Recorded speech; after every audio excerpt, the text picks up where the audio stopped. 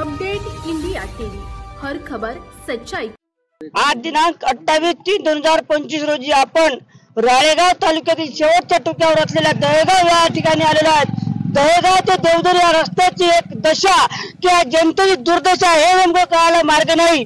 त्या संदर्भात या दहेगाव गावातील प्रतिष्ठित नागरिक आहे, पुढारी आहे, यांनी आज या रस्त्याची दुर्दशा आपल्याला दिसतं, कशी जनतेचे हाल कसे होतात या संदर्भात येथील माजी सरपंच आहे। साहेब, आपण या दहेगावचे आपण रहिवासी आहात, या रस्त्यावर रोज जाणे येणे करता, त्या रस्त्याबद्दल तुम्ही काय बोलू शकता? हॅलो, आज पिंटू भाऊ आहे, आपले दातारकर आहे। साहेब, हा रस्ता आहे, खूप रस्त्याची दुर्दशा झाली आहे, रस्त्याची दुर्दशा आहे का जनतेची दशा आहे, याबद्दल तुम्ही काय सांगू इच्छिता? नाव सांगा।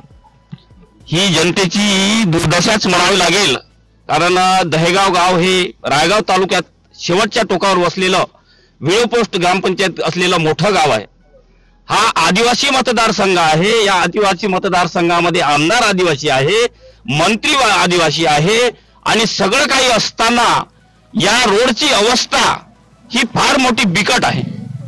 मित्र, हा आदिवासी भाग आहे आणि आदिवासी भाग असल्यामुळे इथे वसत असलेला जनता समाज हा शेतकरी आहे, आणि शेतकरी असल्यामुळे त्यांचा दिनचर्या ही रस्त्याची अवलंबून असते। उठल्याबरोबर संबंध रस्त्याची येतो, कारण शेती असल्यामुळे रस्त्याने येणं जाणं करावं लागते। परंतु या रस्त्याची गेल्या काही वर्षापासून बिकट अवस्था आहे। ही अवस्था म्हणजे जनतेची दुर्दशा। या रस्त्याकडे कोणाचे मात्र लक्ष नाही।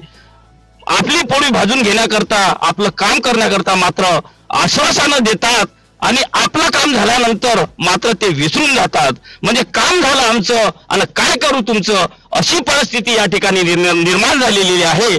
तरी प्रशासनाला मी विनंती करतो की लवकरात लवकर या रोडचं काम करावं आणि आम्हाला सुजलाम सुफलाम असा रोड करून द्यावा अशी विनंती करतो। कारण शेवटच्या टोकावर असलेलं राळेगाव तालुक्याचं गाव दहेगाव आणि आमचं मार्केट राळेगाव ते वडकी, आणि आम्हाला सकाळी उठल्यापासून या रोडनं फिरावं लागतं। मात्र परिस्थिती अशी आहे की या रोडने टोंगर खड्डे पडलेले आहे, आणि या खड्ड्यामुळे ऍक्सिडेंटची अपघाताची शक्यता आहे।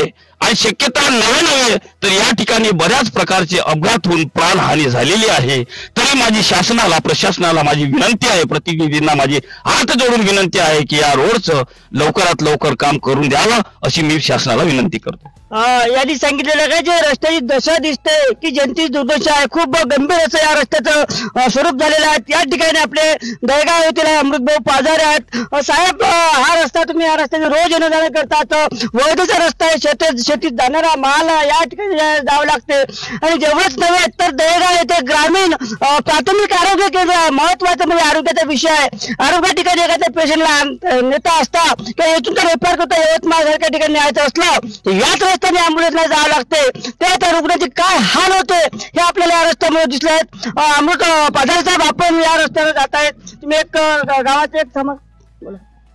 हा जनतेचा, सामान्य जनतेकडे लोकप्रतिनिधीने केलेलं दुर्लक्ष, त्याच्यामुळे ताजं उदाहरण आपण इथे पाहू शकतो।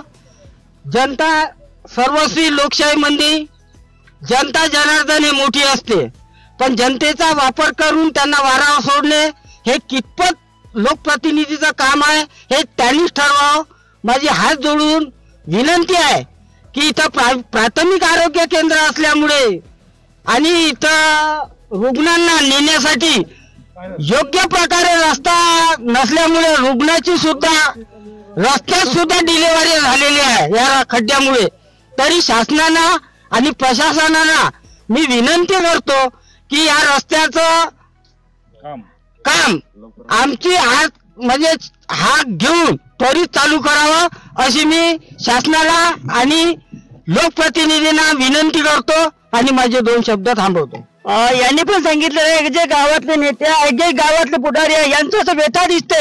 जेव्हा नेत्यांकडे गावातले लोक जातात, नागरिक जातात, तेव्हा ते नागरिक त्यांना सरळ भाषेत आपल्याला म्हणजे शिवाय करण्यापर्यंत त्यांची नागरिकाची दिसते आहे. तर या रस्त्याची अशी व्यथा आहेत. या ठिकाणी परत आपले काही आहेत नागरिक आहेत. दादा, तुम्ही या रस्त्याने रोज येणं जाणं करता, त्या रस्त्याची व्यवस्था तुम्हाला दादा आहेत. दादा, तुम्ही या रस्त्याने रोज येणं जाणं करतात, त्याबद्दल तुम्ही काय सांगता? शासन, प्रशासन, लोकप्रतिनिधी तुमचं काय म्हणणं आहे? सर, आमचं एवढंच म्हणणं आहे की निवडणुकीच्या टाइमाले आश्वासनाचा पाऊस, आश्वासनाचा गांजर दाखवला, आश्वासनाचा पाऊस आणि प्रत्यक्ष कामाचा दुष्काळ हे रोड